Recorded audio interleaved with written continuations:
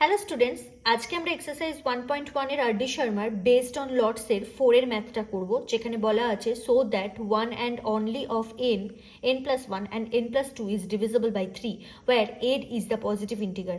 মানে বলতে চেয়েছে n যে কোনো একটা পজিটিভ ইন্টিজারের ক্ষেত্রে যদি আমরা ডিভিজিবল করি, মানে এই nটাকে যদি আমরা 3 দিয়ে ডিভাইড করি, তাহলে যে কোনো এই তিনটের মধ্যে যে কোনো একটা 3 দিয়ে অ্যাট এ টাইম একটাই ডিভিজিবল যাবে, মানে এই তিনটে ফর্ম যাবে না, যে কোনো একটা যাবে। তো এটা আমরা কি করতে পারি? তো এখানে আগে আমরা লিখব b equals to 3। b equals to 3 মানে ডিভিজারটা এখানে 3। তাহলে আমরা এখানে কন্ডিশনস কি পাবো?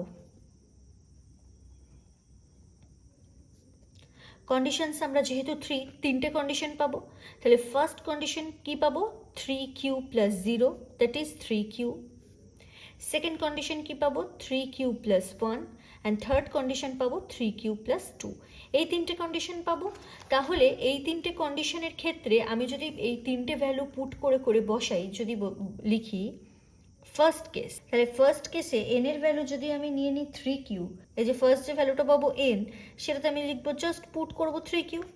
সেকেন্ড যেটা পাবো n প্লাস 1, তাহলে কি পুট করব? 3q প্লাস 1, তাহলে n প্লাস 1 মানে 3q প্লাস 1, আর n প্লাস 2 মানে আমরা লিখব 3q plus 2।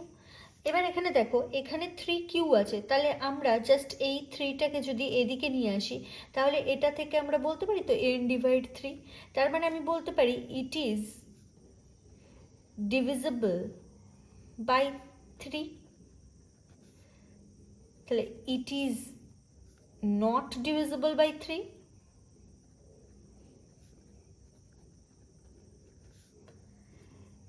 It is not divisible by 3।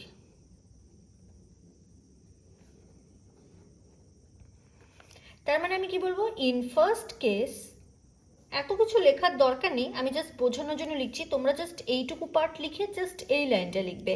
In first case only n is divisible by 3।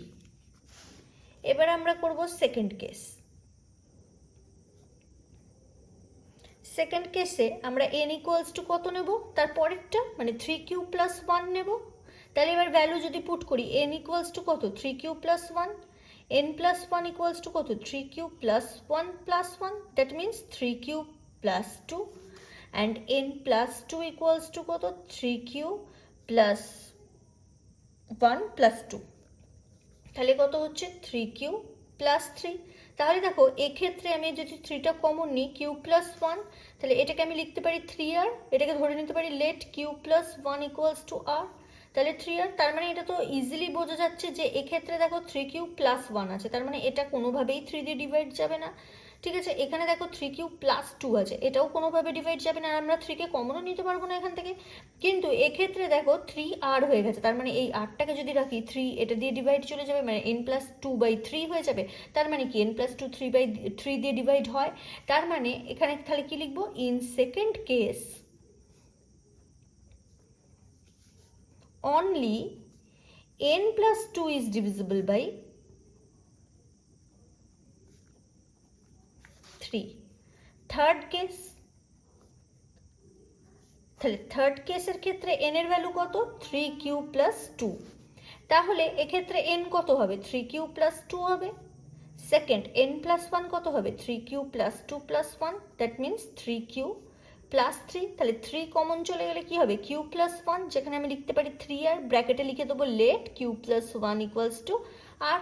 তাহলে এখানেও দেখো, এখানে 3r হয়ে গেছে, তার মানে 3 দিয়ে এটা ডিভিজিবল যাবে, কিন্তু n প্লাস 2টাও করে দেখতে হবে। তাহলে 3q প্লাস 2 প্লাস 2, তাহলে এটা কত হয়ে যাবে? দেখো 3q প্লাস 4 হয়ে যাবে। 3q প্লাস 4 তা যাবে না, 3q প্লাস 2 যাবে না, তাহলে অনলি এইটা যাবে। তাহলে আমি কি লিখে দেবো? In third case only n plus 1 is divisible by 3। তাহলে দেখো আমাদের ফার্স্ট কেসে দেখো শুধু যে কোনো এই তিনটের মধ্যে দেখো শুধু nটা ডিভিজিবল হয়েছে, সেকেন্ড কেসেও দেখো তিনটের মধ্যে যে কোনো একটা হয়েছে, এবং থার্ড কেসেও দেখো তিনটের মধ্যে যে কোনো একটাই হয়েছে। তো এটাই আমাকে প্রুভ করতে বলেছিল যে এই তিনটে ফর্মের মধ্যে যে কোনো একটাই অ্যাট এ টাইম 3 দিয়ে ডিভিজিবল যাবে। তো এটা প্রুভ হয়ে গেল।